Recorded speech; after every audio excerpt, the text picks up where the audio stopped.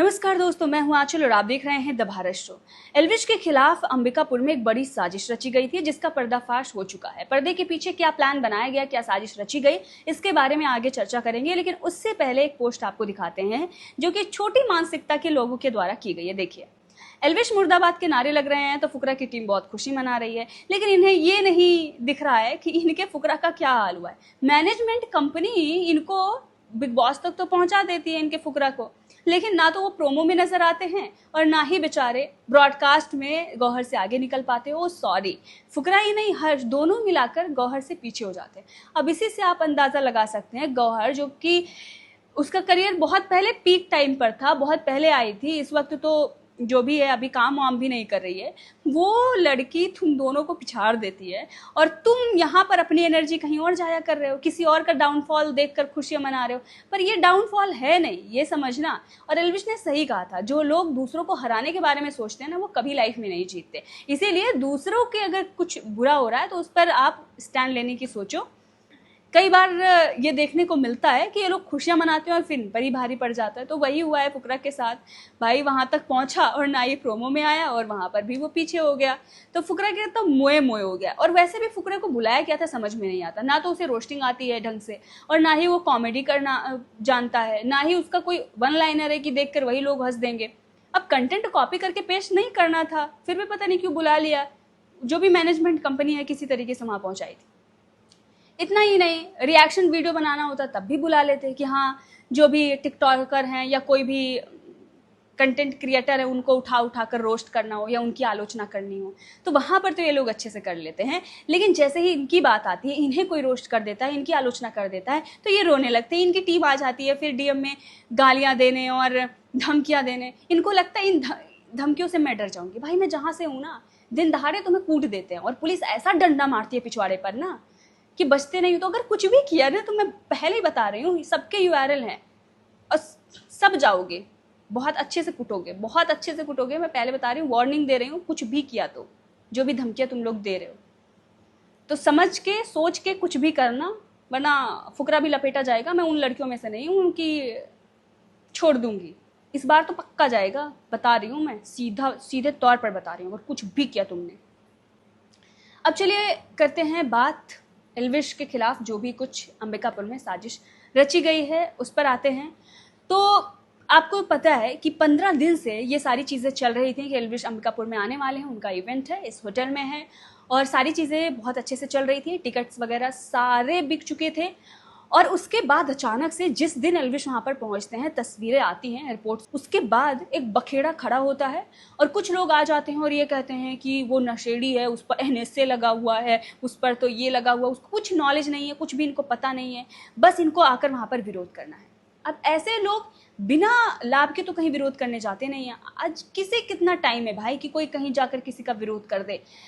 ये वहाँ पर प्लांट किए जाते हैं उन लोगों के द्वारा जिन्हें दिक्कत एल्विश से है, जिन्हें दिक्कत इस बात से है कि एल्विश जैसे सेलिब्रिटीज वहां पर आते हैं और उनके टिकट 800 से 25,000 तक में बिकते हैं। हमें कोई पूछ नहीं रहा है, क्योंकि तुम्हारी जो मानसिकता है वो गिरी हुई है। तो लोग क्यों ये पसंद करेंगे? लोग उसे ही पसंद करेंगे ना जो उनको या तो एंटरटेन कर रहा हो, या कुछ अच्छी बातें बता रहा हो, या कुछ अच्छा कर रहा हो। एल्विश उन्हें एंटरटेन कर रहा है, लोगों को पसंद आ रहा है, तो लोग देख रहे हैं। वो चाह रहे थे कि माँ दुर्गा की जो भी आराधना उपासना है, नाच गाकर उनके साथ उन्हें वो प्रसन्न करें।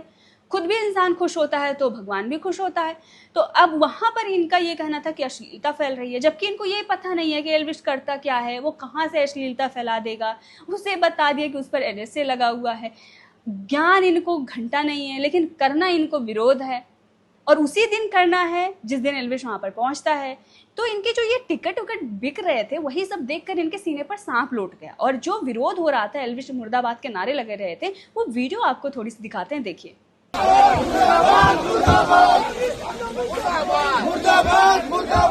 तो देखा आपने ये वीडियो, एल्विश 2 कार आती है और इनको लगता है कि उसमें एल्विश है, और फिर उसके बाद ये फोन सबसे पहले निकालते हैं कि सेल्फी ले लेंगे। क्यों? क्योंकि वैसे अगर सेल्फी लेने जाएंगे तो 11,000 रुपए देने पड़ेंगे। जी हाँ, दुख दर्द तो इन्हें इसी बात का है। तो वैसे बेचारे शायद बेरोजगार रहे होंगे, तो इन्हें लग रहा होगा कि रोक कैसे, विरोध करेंगे तो शायद सेल्फी मिल जाए, लेकिन मिल नहीं पाई। So sad. वैसे एल्विश का दिल बड़ा है, अगर तुम बोलते तो वो वैसे भी दे देता बिना पैसे के। लेकिन जिस इवेंट में वो जा रहा था वहां पर 800 से 25,000 की टिकट थी, लेकिन अगर आप सेल्फी लेना चाहते हैं सेलिब्रिटी के साथ तो 11,000 रुपए देने थे। अब ये सब मीडिया में खबरें चल रही हैं, ये पूरा जो बखेड़ा खड़ा किया गया और यहाँ मीडिया तैयार थी। ये विस्तार न्यूज़ के कोई संस्थापक है या जो भी, इन लोगों ने एक नया चैनल खोला, पहले ये एबीपी न्यूज़ में थे, इनका सरनेम तिवारी है, जानकारी के लिए मैं बता दूं। तो इन्होंने पहले ही ये लिख दिया, पूरा सब बता दिया कि देखो जनता जो है वो एल्विश को एक्सेप्ट नहीं करेगी, वो उनसे इनकार कर रही है, उसे एल्विश स्वीकार नहीं है। अरे भाई, जनता तब स्वीकार नहीं कर रही होती है जब वो टिकट ना खरीद रही होती। भाई वो टिकट भी खरीदती है और वहां पर वो पहुंचती है और उसके बाद गाने भी एल्विश के बजते हैं। वो तुम लोगों को मुंह तोड़ जवाब दे रही है कि उसे एल्विश ही पसंद है, उसने एल्विश का समर्थन किया है, उसने सपोर्ट किया है और सारे टिकट भी बिक गए थे। दैट मीन्स कि जनता समर्थन तो कर रही थी। लेकिन ये 4 लोग जो बैठे हुए हैं, 4 नहीं, अभी इनकी थोड़ी आबादी ज्यादा हो गई है, तो जो भी ये पूरा बैठा, क्योंकि आप देख लें मीडिया से लेकर अगर आप देखेंगे तो चाहे वो न्यायपालिका हो या कहीं भी हो, इन्हीं का चल रहा है। और राज्यों के जो अपने देश में मुख्यमंत्री हैं वो सबसे ज्यादा इन्हीं वर्ग से आते हैं, इन्हीं जाति से आते हैं सीधे तौर पर। तो हर जगह तो इनका बोलबाला है। अब ये चाहते हैं कि हर तरफ हो, बॉलीवुड में भी वही भट्ट कपूर ये सब उधर ही है, या तो खान वान आ गए या फिर इधर इन लोगों का बोलबाला है। अब पांडे फैमिली आ रही है, तो सारे तरफ इनका ही बोलबाला है। अब कहीं अगर कोई यादव आ जाता है या कोई सिंह आ जा रहा है या कहीं से भी कोई जाति का आ रहा है तो इन्हें इनके पेट में दर्द होने लगता है, इन्हें आपत्ति हो जाती है और तुरंत ये हिंदुत्व का झंडा लेकर आ जाते हैं। भाई धर्म तुम्हारा ही नहीं है, धर्म सबका है। और इनका ये कहना था कि एल्विश का धर्म से लेना देना नहीं, तो भाई क्या तुम्हारा लेना देना है?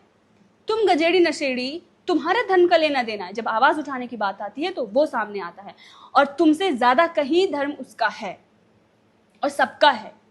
बाकी लोग फॉलोअर्स नहीं है कि वो तालियां बजाते रहेंगे, वो फॉलो करते रहेंगे और तुम ही लोग इधर उधर नाचते रहोगे।